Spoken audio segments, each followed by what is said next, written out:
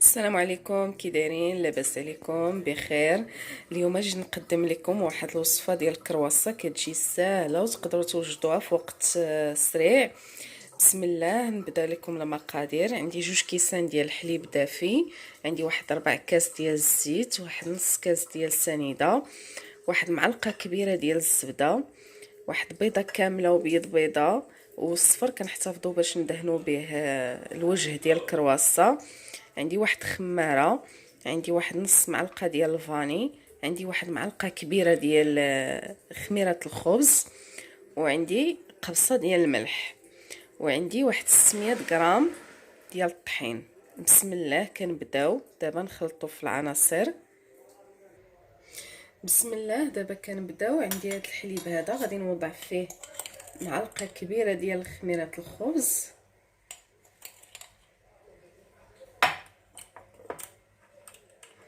كنوضع فيه السنيده باش كتفاعل لينا الخميره، كنحركوها كنخليوها واحد شويه تطلق لينا.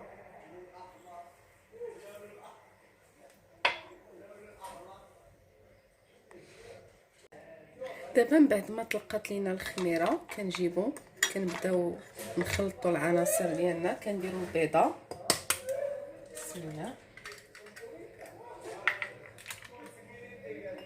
كنوضعوا البيض ديال البيضه الاخرى، كنحتفظوا بالصفر والدهن،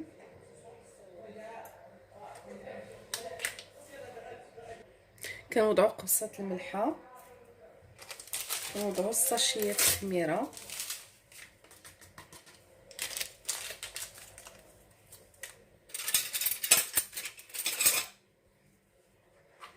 نص معلقه ديال الفاني،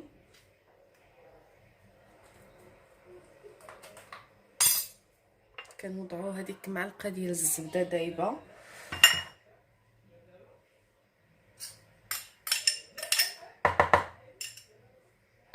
كنوضعوا داك 4 كاس ديال الزيت،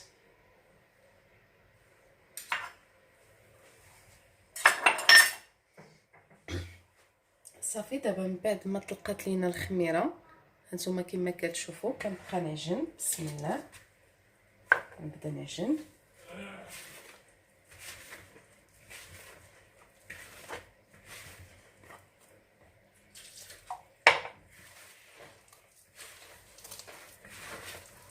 يعني العجينه ما تكونش جاريه وما تكونش قاصحه، حيت من بعد غادي نطلقوها. نوريكم الطريقه سهله كيفاش تطلقوها. كتجي بحال مورقه، يعني 2 كيسان الحليب كافيين في 600 غرام ديال الطحين.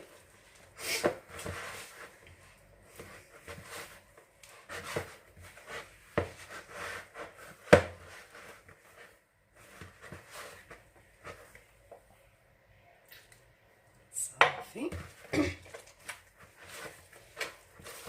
ندلكو فيها.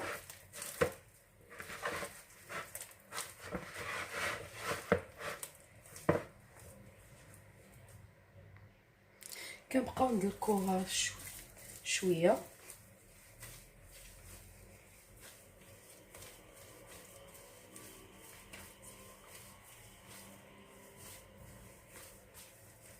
نوريكم الطريقه اللي باش تجي بحال مورقه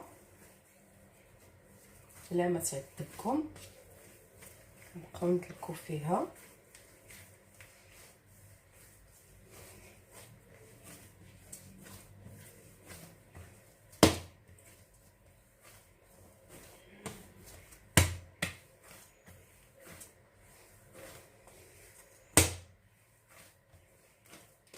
نحتاجو ندلكوها غير شويه ماشي بزاف، تجمع لينا هكا.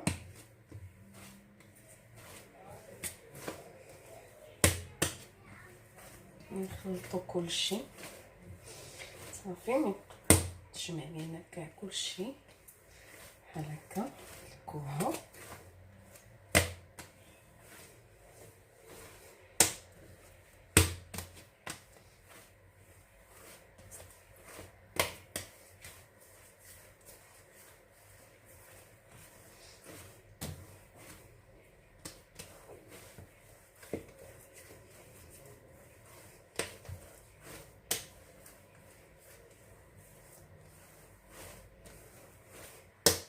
دابا من بعد ما دلكناها بحال هكا كنبقاو نقطعوها كريات، يكونوا شويه ما كبار ما صغار بحال هكا.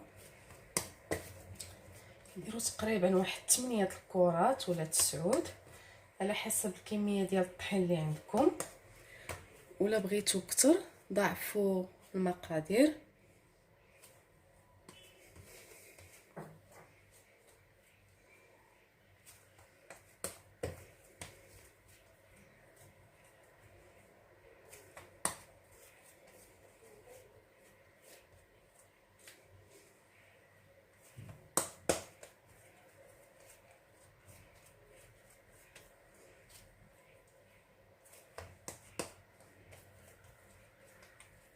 يعني صافي هاد الكميه بحال هكا، اللي ما نخليوها لا ترتاح لا والو.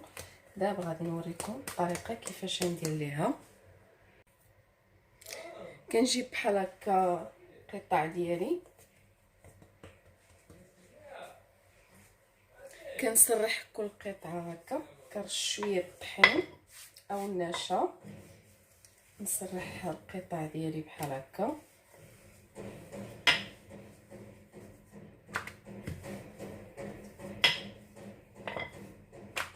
يعني يكونوا قطع متساويين.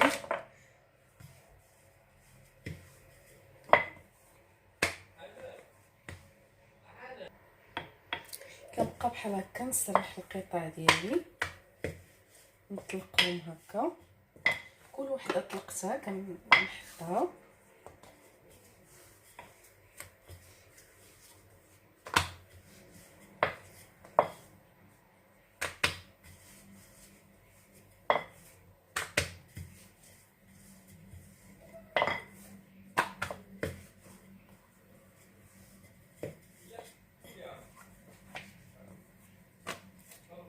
الطريقه كتجي ساهله، وبحال هكا نطلقو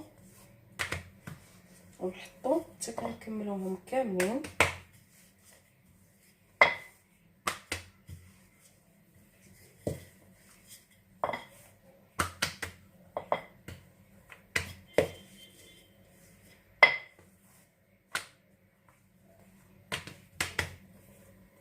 بحال هكا.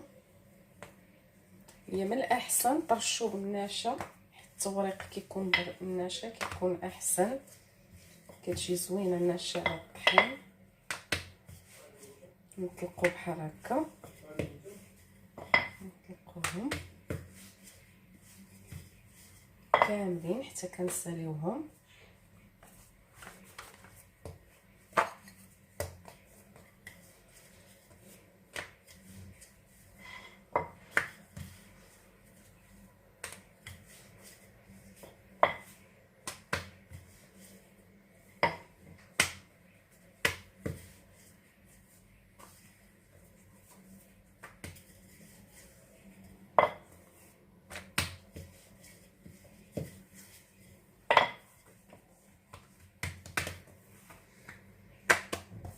كنبقى اللي طلقتها كنحطها، نحتفظ بها في الجانب ديالي حتى كنكملهم كاملين بحال هكا.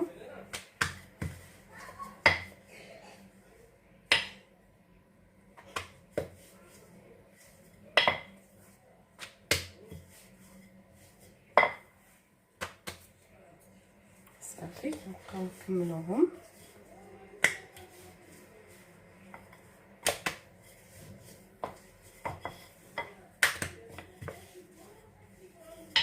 بحال هكا.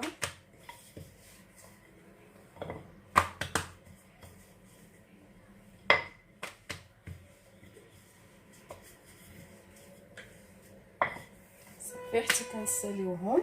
انا نوريكم الطريقه غتسهل عليكم بزاف.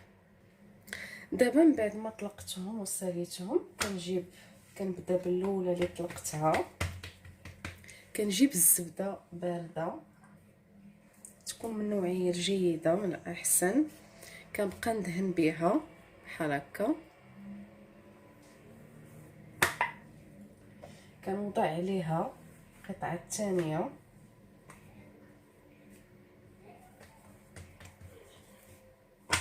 نقلب عاوتاني ندهن بحال هكا، عاوتاني كنوضع القطعه الثالثه وندهن، عاوتاني نوضع عليها القطعه الرابعه. يعني نتوما شحال بغيتو من قطعه ديروا في الوحده، بغيتو 4 بغيتو 5، غنديروا فيها 7 القطع باش تجي زوينه. ثاني نوضعوها بحال هكا، عاوتاني نديروا عليها الزبده،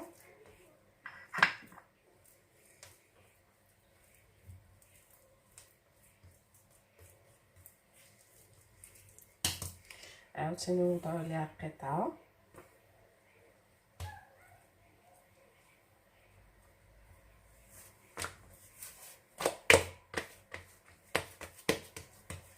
نبقاو نسرحوا بحال هكا، عاوتاني نوضعوا الزبده، عاوتاني نوضعوا عليها قطعه اخرى. صافي، هذه هي الاخيره. كنقلبوها بحال هكا، نخليوها لا ترتاح لا والو. صافي، كنبقاو نسرحوها،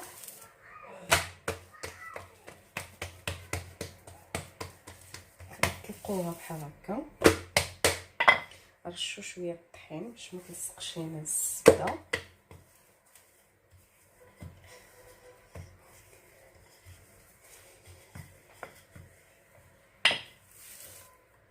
عاوتاني نديرو بحال هكا، نرشو شويه الطحين في الجناب،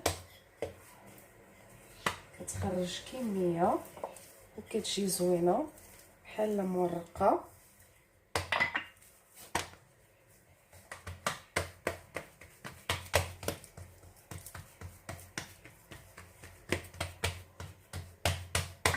صافي، دابا من بعد ما قاديناها نجيبو القطاعه، كنجيبو القطاعه ونبقاو نقطعو بحال هكا، يعني بلا ما نسينوها لا تخمر لا والو، مباشره من بعد ما نورقوها بحال هكا بطريقه سهله. كنبداو نصايبوها بحال هكا، كنقطعوها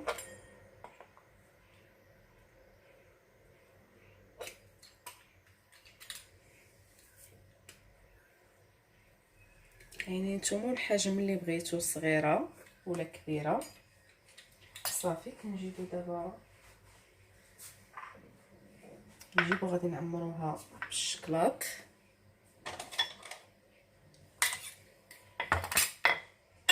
كنجيبو كل قطعه عندنا كنديرو ليها بحال هكا شويه هكا من الوسط، كنديرو بحال هكا، نوضعو عاوتاني هذه هكا، نوضعوها بحال هكا. هانتوما كتجي بحال هذا الشكل. عاوتاني نجيبو قطعه الشكلاط نوضعو بحال هكا، نوضعوها هكا،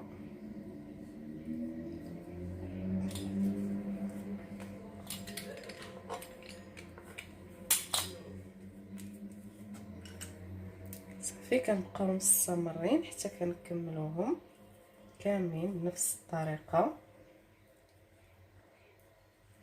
كتجي على هذا الشكل. هانتوما كما كتشوفوا معايا التوراق ديالها كي كتجي مورقه.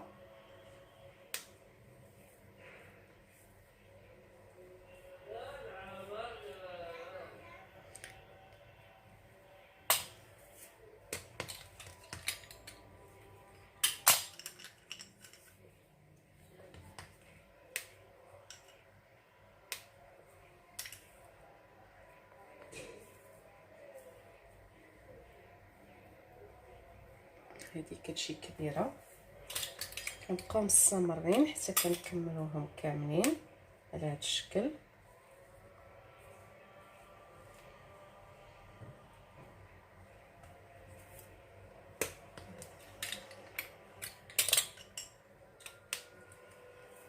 صافي كتجي ساهله دغيا في وقت قصير يمكن لكم تصايبوها.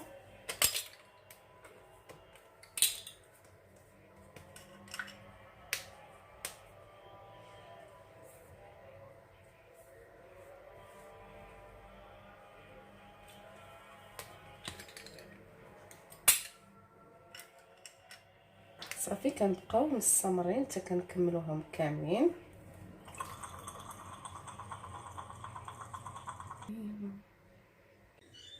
دابا من بعد ما كملتهم درتهم في لاطه اللي غتدخل الفران، كنخليهم يرتاحوا واحد ربع ساعه ولا نص ساعه هكاك.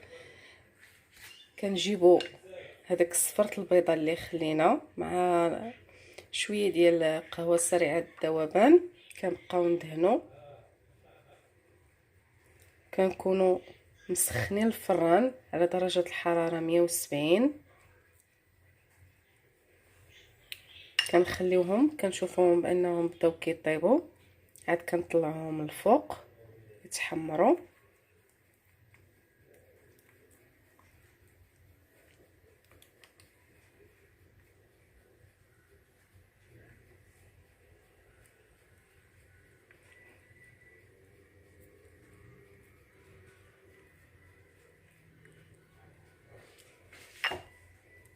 كندهنوهم مزيان.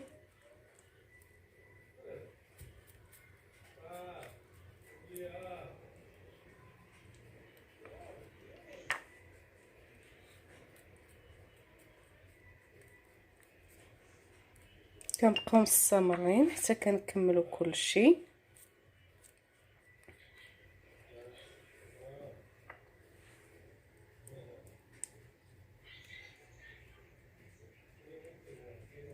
صافي وكندخلوهم الفران كيكون مسخن قبل درجه الحراره 170 درجه. صافي وكنقصوا عليهم حتى كنحسوا بهم انهم طابوا. كياخذوا وقت واحد نص ساعه هكاك باش يطيبوا مزيان. صافي ومن يخرجوا من الفران تلاقاو. ها نتوما كما كتشوفوا كتجي على هذا الشكل. كنتمنى الفيديو يعجبكم وشكرا على المشاهده.